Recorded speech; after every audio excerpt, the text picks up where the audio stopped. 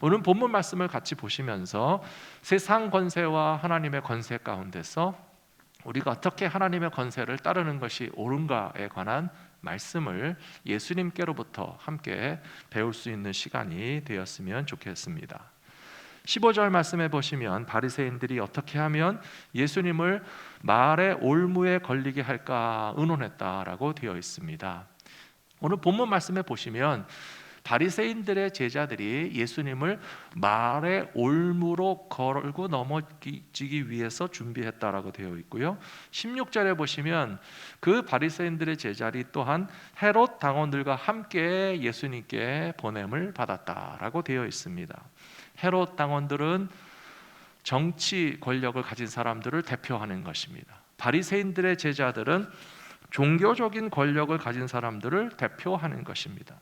그렇다면 참 이상하지 않습니까? 종교적인 기득권을 가진 사람들과 정치적인 권력을 가진 사람들이 힘을 합해서 예수님을 공격하고 예수님을 걸려 넘어지려고 하는 의도를 가지고 있었다는 것은 이 서로 두 다른 사람들의 종류의 사람들의 어떤 뜻이 맞았다는 것이고요. 예수님에게 대해서 대적하려는 마음을 먹게 됐다는 것은 예수님께서 자기 자신들에게 있어서 위협적인 존재가 된다는 사실을 아주 뼈저리게 느꼈다라고 하는 것을 의미할 것입니다. 종교적인 권력을 가진 사람들이 예수님을 두려워할 이유가 어디 있습니까?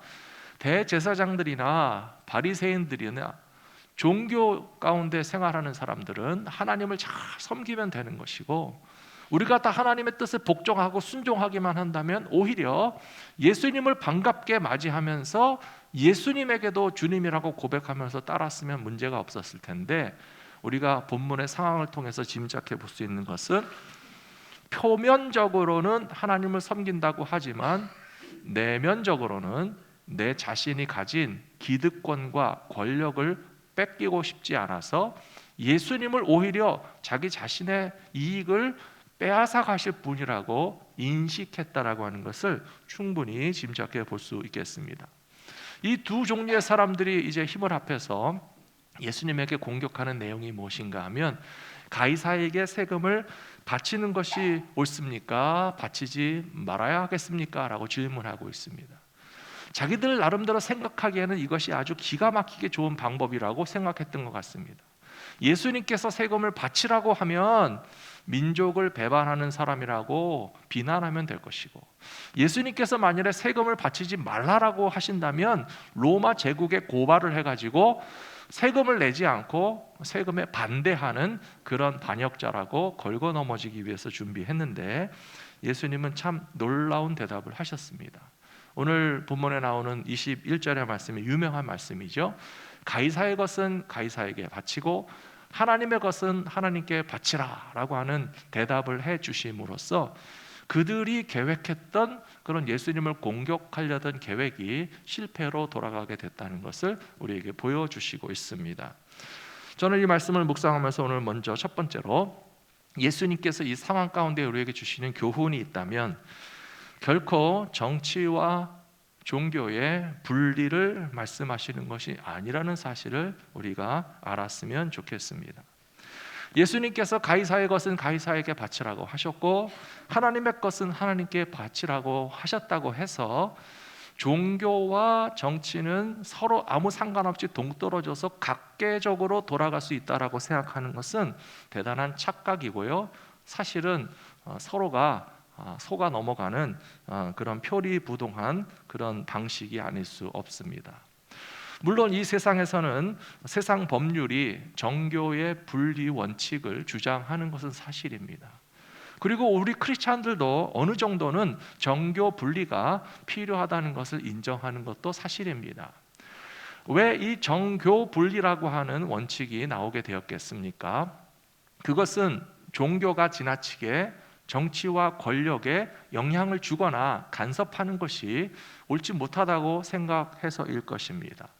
또한 반대로 말하자면 이 정치로부터도 종교가 탄압을 받거나 혹은 부당한 대우를 받지 않게 하기 위해서 상호 간에 정치와 종교를 분리함으로써 보호받고자 하는 의도도 있을 것입니다. 그런 정도까지는 우리 크리스천들도 정교 분리의 원칙을 인정할 수 있지만, 그러나 사실상 내용을 들여다 놓고 보면 종교가 정치에 영향력을 전혀 주지 않는다는 것도 불가능하고요. 정치를 하는 분들도 종교에 대해서 아무 관심이 없거나 자신이 가진 종교와 상관없이 세상에서 리더십을 발휘하는 것은 사실상 불가능하다고 보아야 됩니다. 미국에서 대통령이 선서를 하실 때 보셨을 텐데요, 저는 그 장면을 볼 때마다 그래도 참 다행이고 고맙다라고 하는 생각을 하게 됩니다. 미국의 대통령으로 선서하는 사람들은 반드시 성경책 위에 손을 얹고 선서하게 되어 있습니다. 기독교적인 가치관을 가지고 이 나라의 대통령으로서의 직무를 수행할 때에 하나님의 말씀을 근거로 해서 하나님을 두려워하는 마음을 가지고 그 직을 수행하겠다라고 하는 약속이 되겠죠. 그러나 만일에 다른 나라에서 다른 종교를 가진 사람이 지도자가 된다고 생각해 보십시오.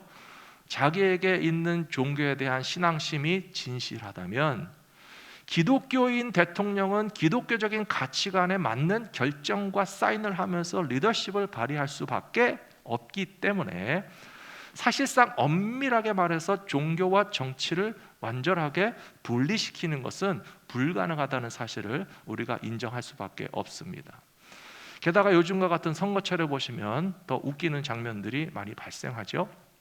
표를 얻기 원하는 사람이 주일날에는 교회 가서 예배를 드리는 듯한 모습을 보이면서 예배에 참여하고요, 며칠 지나서 보면 또 다른 종교에 가서 손을 합장을 하고 또 거기에 고기를 숙이는 모습을 보여주면서 그런 다른 여러 종교 지도자들에게 마치 의지하는 듯한 이렇게 표현을 하다가 선거가 끝나고 권력을 잡게 되면 하는 말이 정교 분리의 원칙이라 어쩔 수가 없습니다라고 핑계하는 것을 볼 때에 진정한 의미의 종교와 정치의 분리는 불가능하다는 것을 훨씬 더 확연하게 알 수 있는 것입니다. 그렇다면 예수님께서 오늘 말씀을 통해서 가이사의 것은 가이사에게 바치고 하나님의 것은 하나님께 바치라고 하신 말씀의 의미는 무엇이겠습니까? 저는 이렇게 설명드리고 싶습니다. 예수님께서도 우리에게 세상 법도 잘 지키라라고 가르쳐 주신 것입니다. 오늘 교회 오실 때 운전하시는 분들이 운전 법규를 잘 지키면서 오셨을 것이라고 생각합니다. 만일에 우리가 교통 법규를 어기면서 제 멋대로 운전하면서 나는 크리스찬이기 때문에 교통 법규는 좀 안 지켜도 됩니다, 그런 소리 한다고 누가 봐줍니까? 그러면 오히려 하나님의 영광을 가리는 일이 되겠죠. 오히려 우리는 크리스찬이기 때문에 세상 법도 더 잘 지킵니다라고 인정을 받고 칭찬을 받는 것을 주님께서 가르쳐 주시기 위하여서 가이사의 것은 가이사에게 바치라 하신 말씀이라고 이해할 수 있겠습니다. 그런데 더 중요한 것은 무엇인지 아십니까? 우리 크리스찬들에게 주님이 주시는 말씀이요, 운전할 때는 교통경찰이 무서운 줄 알고 살면서, 저만 그런가요? 여러분들 안 무서우신가요? 운전할 때는 길에 교통경찰이 있으면 조심해야 된다는 것을 알면서 하나님 두려운 줄을 알면서 살고 있느냐라고 말씀하시는 거예요. 길에서는 우리가 단속을 피하기 위해서, 벌금을 피하기 위해서, 어떤 소송에서 불리한 조건이 되지 않기 위해서 나름대로 법을 지키기 위해서 사는 것은 오히려 잘하는 것인데, 하나님의 백성들이 하나님을 두려워하지 않고 살아가는 것은 얼마나 어리석은 일인가를 일깨워 주시기 위해서 오늘 예수님께서는 이 말씀을 통해서 하나님의 것은 하나님께 바치라, 세상의 권위도 인정하고 세상의 법도 지켜야 한다면 하나님의 권위는 더욱더 인정하시고 하나님의 법을 더욱더 잘 지키실 수 있는 믿음의 백성들이 되시기를 부탁합니다. 사도행전 4장 18절 19절 말씀에 보시면 베드로와 요한이 이런 말씀을 하였습니다. 그들을 불러 경고하여 도무지 예수의 이름으로 말하지도 말고 가르치지도 말라 하니, 베드로와 요한이 대답하여 이르되 하나님 앞에서 너희의 말을 듣는 것이 하나님의 말씀을 듣는 것보다 옳은가 판단하라 라고 대답했습니다. 여기 사도행전 4장의 말씀에서는요, 베드로와 요한이 성전 미문에 앉아있는 지체장애인을 고쳐줬습니다. 예수님의 이름으로써 앉아있는 사람을 고쳐서 일으켜 세웠습니다. 그것을 보고 성전의 권력을 가진 사람들이 불러다가 협박하고 위협하는 것입니다. 예수의 이름으로는 절대 말하지도 말고 예수님의 이름을 드러내지 말아라 라고 위협할 때에 베드로와 요한은 당당히 대답하기를, 예수님의 이름을 가지고 선을 베푼 것이 하나님의 뜻인데 하나님 앞에서 사람의 말에 순종하는 것이 옳은지 하나님의 말씀을 순종하는 것이 옳은지 대답하라 라고 당당하게 이야기할 수 있을 만큼 세상 법에도 문제가 없을 뿐만 아니라 하나님은 더욱더 존중하시고 경외하시며 하나님의 법을 따라 살아가실 수 있는 믿음의 백성들이 되시기를 부탁합니다. 갈라디아서 1장 10절에서도 사도 바울은 이렇게 이야기했습니다. 이제 내가 사람들에게 좋게 하랴 하나님께 좋게 하랴 사람들에게 기쁨을 구하랴 내가 지금까지 사람들의 기쁨을 구하였다면 그리스도의 종이 아니니라. 사도 바울의 고백과 마찬가지로 저와 여러분이 예수님의 종이요 예수님의 제자라고 한다면 하나님을 기쁘시게 할 수 있는 믿음의 삶을 살아가기로 다짐하시는 2022년 새해가 되시기를 축복합니다. 두 번째로 예수님의 답변을 보면서 이런 묵상을 했습니다. 예수님의 답변은 갈등을 회피하시려는 변명이 아니었다는 것입니다. 두 번째 대지하고 있습니다. 마태복음 22장 15절에 보시면 이에 바리새인들이 가서 어떻게 하면 예수를 말의 올무에 걸리게 할까 의논했다, 그렇게 되어 있습니다. 예수님을 걸려 넘어지게 하려고 공격하기 위해서 찾아왔습니다. 그래서 예수님에게서부터 받은 대답은 가이사의 것은 가이사에게 하나님의 것은 하나님께 드리라라는 답을 들었죠. 예수님의 이런 대답이 변명처럼 느껴지시면 성경을 잘못 해석하시는 거예요. 예수님이 좀 회피하고 물러서기 위한 방어적인 수단으로 대답하신 이야기라고 이해하신다면 아주 잘못 해석하고 계시다는 뜻입니다. 그 증거가 22절에 나와 있습니다. 예수님을 공격하러 왔던 사람들이 22절 말씀에 보시면 그들이 예수님께서 하시는 말씀을 듣고 놀랍게 여겨서 예수를 떠나가니라 라고 되어 있습니다. 예수님이 도망갔습니까? 예수님에게 왔던 사람들이 물러갔습니까? 마스크를 쓰고 계시다고 대답까지 안 하셔도 되는 건 아니에요. 예수님이 도망가셨습니까? 예수님을 공격하기 위해서 왔던 사람들이 물러갔습니까? 물러갔잖아요. 그렇기 때문에 예수님의 대답을 보시면서 예수님이 그냥 이 위기의 상황을 모면하기 위해서 지혜롭게 변명하기 위해서 대답하신 것이다라고 해석하시면 안 되고요. 주님의 말씀은 정답일 뿐만 아니라 권위가 있고 예수님을 공격하려고 하던 사람들이 오히려 포기하게 만드는 그런 놀라운 말씀이었다는 것을 우리가 깨달을 필요가 있겠습니다. 마가복음 1장 22절에도 보시면 예수님께서 가르치시는 말씀을 들으면서 뭇 사람이 그의 교훈에 놀라니 이는 그가 가르치시는 것이 권위 있는 자와 같고 서기관들과 같이 아니함일러라 라고 되어 있습니다. 서기관들은 잘 아시는 것처럼 율법의 전문가들입니다. 구약의 말씀을 베껴 쓰는 그런 필사의 역할을 하는 스크라이버들이고 성경학자들입니다. 그런데도 불구하고 서기관들이 가르치는 말씀을 들을 때는 왠지 지식과 정보만을 가르쳐 주는 것 같고 성경에 대해서 잘 알고 있는 것 같아 보이기는 하는데 그러나 그분들의 말씀이 권위 있게 느껴지지는 않았더랬습니다. 그런데 예수님이 말씀을 하시니까 22절에 보시면 뭇 사람이 예수님의 말씀의 교훈에 대해서 놀랐고 주님이 가르쳐 주시는 것에서는 권위가 느껴졌기 때문에 다른 서기관들과는 비교할 수 없는 말씀의 권세가 예수님에게서는 느껴졌다라고 그렇게 기록하고 있는 것입니다. 우리 성도님들이 신앙생활 하시다 보면요, 예배를 드리고 말씀을 들을 때 분명히 느껴지시는 것이 있을 거예요. 그래서 뭐라고 다 표현할 수 없지만 예수님의 말씀이 권위가 있는 이유가 어디 있는지를 잘 생각해 보시기 바랍니다. 예수님은 말씀 그 자체가 되시고 하나님의 아들이시기 때문에 예수님의 말씀은 당연히 권위가 있게 될 줄로 믿습니다. 그리고 또 예수님의 말씀에 왜 권위가 있는지 아십니까? 예수님은 말씀과 행위가 절대로 분리되지 않습니다. 예수님은 말씀하신 것을 지키시는 분이시고 말씀을 이루어 가시는 분이시고 그 말씀과 정확하게 일치된 완벽한 삶을 살아가실 수 있는 분이시기 때문에 예수님의 말씀에는 권위가 느껴질 수밖에 없었다라고 많은 사람들이 느꼈던 것처럼 저는 저와 여러분도 예수님을 닮아가는 신앙생활을 하게 되기를 소원합니다. 그렇게 해서 예수님께서는 말씀 가운데서 변명하신 것이 아니고 훨씬 더 권위 있게 하나님의 말씀을 따라서 살면 이 땅의 법에서도 문제될 것이 없다는 것을 우리에게 보여주셨습니다. 제가 미국에 와서 알게 된 것 중에 하나는 미국에는 굿 사마리탄 로라는 게 있다고 그래요. 선한 사마리아인 법이라는 것이 있어서 어떤 위기 상황에서 남을 도와준 것에 대해서 아무런 책임을 묻지 않고 그 선한 행위 자체를 인정해주고 보호해준다는 것입니다. 내용은 다 아실 텐데요. 어떤 위기 상황 긴급 사태가 벌어졌을 때에 선한 의도와 믿음을 가지고 보상을 바라지 않으면서 의료적인 행위를 한다거나 아니면 비의료적인 도움을 준다고 했을 때에 선한 도움을 펼치는 사람이 그 과정 가운데서 생겨난 어떤 사고와 문제에 대해서 배상하거나 책임질 필요가 없도록 보호받는다라고 하는 뜻입니다. 어렵게 설명할 필요 하나도 없습니다. 비행기를 타고 가다가 환자가 발생하면 의사 선생님 계십니까? 찾잖아요.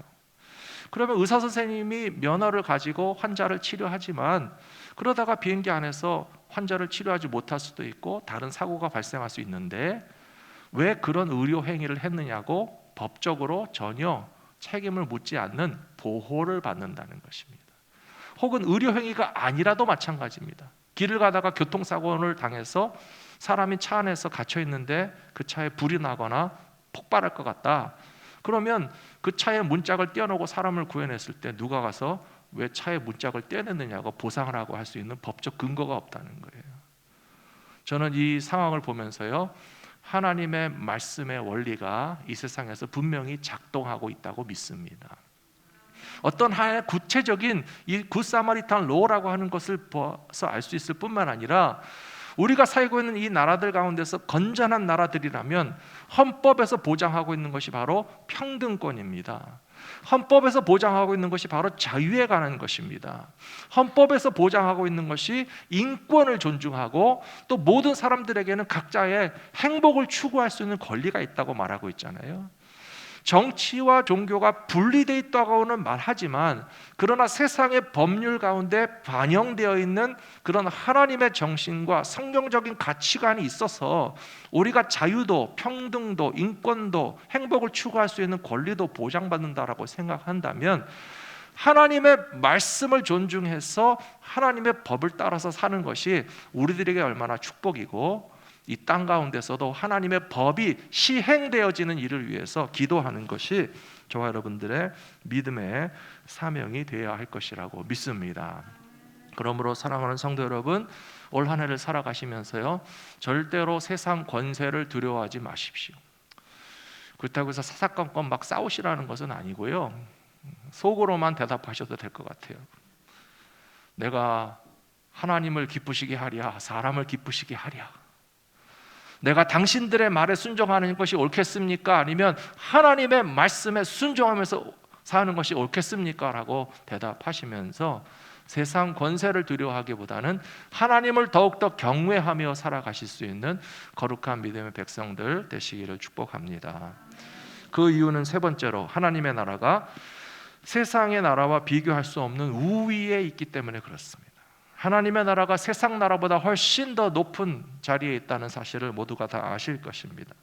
21절 말씀에서 예수님께서 가이사의 것은 가이사에게 하나님의 것은 하나님께 바치라 하신 말씀을 다시 한번 묵상해 보시기 바랍니다. 이 세상의 모든 권세는요, 영원하지 않습니다. 그렇다 할지라도 우리는 이 세상에 살면서 세상의 법을 지키는 것도 필요하다고 예수님을 통해서 배웠습니다. 하지만 세상 나라보다 하나님의 나라가 더 영원한 나라이고 더 높은 위치에 있다고 한다면 우리는 어떻게 하여야 하나님의 백성답게 살 수 있는지를 신년 벽두에 더욱더 깊이 묵상하면서 우리의 삶의 방식들을 결정하셔야 되지 않겠습니까? 요한복음 18장 36절에 보시면 예수님께서도 분명히 하나님의 나라는 이 세상의 나라와 비교할 수 없다라고 하는 사실을 분명히 말씀하셨습니다. 예수께서 대답하시되 내 나라는 이 세상에 속한 것이 아니라 만일 내 나라가 이 세상에 속한 것이었더라면 나의 종들이 나를 위해 싸워서 나를 유대인들에게 넘어가게 하지 않았을 것이다. 그러나 이제 내 나라는 여기에 속한 것이 아니니라. 빌라도에게 예수님께서 당당하게 말씀하셨어요. 만일에 하나님의 나라가 역사하신다면 이렇게 유대인들에게 넘겨지시거나 빌라도의 법정에서 재판을 받으셔야 할 이유가 전혀 없다는 것이죠. 훨씬 더 하나님의 나라가 우위에 있다는 것을 말씀하고 계시는데요. 그렇다고 해서 앞에서 말씀드린 것처럼 우리가 세상법을 지키지 않아도 된다는 뜻이 전혀 아닙니다. 그런데 우리들은요, 세상법을 지킬 뿐만 아니라 하나님 앞에서 더욱더 진실하다고 인정을 받는 믿음의 사람들이 되어야 됩니다. 세상에서는 형식적으로 사랑을 표현하지만 예수를 믿는 사람들은 진실한 사랑을 나타낼 수 있어야 된다고 저는 믿습니다. 예수님께서 말씀하시기를 하나님의 것을 하나님께 드려라 라고 이야기하지 않으셨습니까? 그렇다면 예수님께서 말씀하시는 하나님의 것을 하나님께 드린다라고 하는 말씀을 들었을 때는 여러분들은 무슨 생각이 드시나요? 헌금을 많이 하라고 하시나 보다, 그렇게만 1차원적으로 해석하시면 안 되고요, 내가 바로 하나님의 것이라는 것을 인정하시게 되기를 부탁합니다. 우리 같이 한번 해보시겠습니다. 나는 하나님의 것입니다. 우리 가정은 하나님의 것입니다. 우리 교회는 하나님의 것입니다. 다행히 아무도 목사님의 거라고 생각하시는 분이 없으시겠죠. 하나님의 것을 하나님에게 바치라 라고 예수님 말씀하시는 거예요. 그냥 우리가 헌금 조금 더 내야 된다라고 하는 부담으로 전혀 생각하지 마시고요, 내 생명도 하나님의 것이고 내 시간도 하나님의 것이고 내게 주신 인생의 모든 그런 찬스들이 다 하나님의 것인데, 소유의 주인 되시는 하나님께 소유권을 인정하지 않고 내 마음대로 살아가는 것은 얼마나 어리석은 일인가 하는 것을 깨닫게 해주시려고 예수님께서 하나님의 것을 하나님께 바치라 하신 말씀으로 받으시고 순종하여 실천하실 수 있는 주님의 백성들 되시기를 축복합니다. 사도 바울은 이것을 순종했고 실천했던 사람입니다. 나면서부터 로마 시민권을 가지고 있었지만 그는 로마 시민권을 그렇게 귀하게 생각하거나 자랑스럽게 생각하지 않았습니다. 자기가 가진 모든 신앙과 혈통과 시민권과 특권들에 대해서 마치 아낌없이 버릴 수 있는 분토와 같이 여기면서 다만 사용한 적이 있다면 복음을 전하기 위해서 사용했습니다. 복음을 전하다가 애매한 폭행을 당한다면 로마 시민권자인 나를 왜 이렇게 폭행을 가합니까? 방어하는 수단으로 사용했고요. 로마 시민권자로서 감옥에 갇혀서 재판을 받을 때 나는 황제에게 가서 직할 재판을 받고 싶다. 그것은 로마에 가려고 하는 목적이 다른 데 있지 않고 복음을 전하러 가기 위해서 자신이 가진 로마 시민권을 사용했던 것처럼, 저 여러분들이 어떤 여권을 갖고 어떤 시민권을 가지고 계시든지 간에 우리가 가진 모든 이 세상의 특권을 사용해서 예수님의 생명의 복음을 전하는 일에 마음껏 사용하실 수 있는 2022년 한 해의 삶이 되시기를 축복합니다. 지난 1월 13일은 우리 한국 사람들이 미국 땅에 처음 발을 디딘 지 119년째가 되는 해였다고 합니다. 한인 이민의 역사는요, 내년에 120년을 맞이하게 되고요, 1903년 1월 13일에 하와이의 사탕수수 농장의 노동자로서 배를 타고 제물포항에서 미국으로 오신 그런 감리교 교인들, 교회 사람들이 주로 미국 땅의 첫 번째 이민자가 되었습니다. 120년 동안의 미국 땅에서 우리 코리안 아메리칸들의 역사는 얼마나 파란만장했는지 모릅니다. 나라의 독립을 위해서 미국 땅에 오신 분들이 조국의 독립을 위해서 독립운동하셨고요, 6.25 전쟁이 벌어졌을 때 세계 많은 나라들이 한국에 가서 도와주도록 하는 호소하는 역할도 역시 이민자들이 앞장서서 노력했습니다. 우리나라가 가난하고 세계의 도움을 받아야 할 때 미국에서 살고 계시는 분들은 심지어 저 멕시코 유카탄 반도에서 선인장 자르는 일을 하면서 한 푼 두 푼 모으신 분들이 독립 자금으로 보내시고 조국을 위해서 도네이션 하셨다는 것을 생각한다면 이민자들의 삶이 고달팠어도 코리안으로서의 자부심을 가지고 살았다는 것에 대해서 우리는 이민 선배들에게 되게 고마운 마음을 가질 수밖에 없습니다. 최근 들어서 우리 한국인의 위상은 얼마나 높아졌는지 모릅니다. 한국인 가운데 정치 지도자들이 많이 배출되고 있습니다. 하원 의원도 있습니다. 지역사회에 수많은 그런 정치 대표자들도 우리가 세웠고요. 얼마나 자녀들에게 공부를 많이 시키셔서 우리 성도님들 가정의 자녀들도 보시면 좋은 대학도 나오고 좋은 직업도 가지시고 정말 코리안 아메리카노스의 자부심을 가질 수 있게 하는 일들을 하기까지 누구보다도 앞장서서 열심히 일하신 것이 사실입니다. 게다가 요즘 들어서는 얼마나 미국 사람들이 한국 음식도 좋아하는지 한국 식당에 가보면 어떤 식당에는 한국 사람 반 외국인 반 있는 데도 있어요. 음악과 예술과 문화에 있어서도 한국인의 재능이 세계적으로 인정받아서 어떤 음악, 대중음악이라든지 무슨 드라마라든지 영화라든지 상을 받고 그러는 것을 보면 참 이제는 우리가 미국 땅에서 좀 더 어깨를 펴고 살아도 되겠다라고 하는 생각을 하게 될 때가 있습니다. 그러나 더 중요한 것은요, 아직도 멀었다는 거예요. 사랑하는 성도 여러분, 한국 사람들이 더 존경을 받고 더 소중한 존재라고 하는 것을 인정받기 위해서는 저는 우리가 예수님을 잘 믿어야 된다고 생각합니다. 코리안 아메리칸으로 만족하시지 마시고 저는 코리안 아메리칸 크리스찬의 사명을 감당해 주시기를 부탁드리고 싶은 거예요. 단지 한국 사람들은 부지런하고 한국 사람은 재주가 좋고 한국 사람은 맛있는 음식을 만든다, 그것만이 우리의 자랑이 전부가 돼서는 안 되겠고요.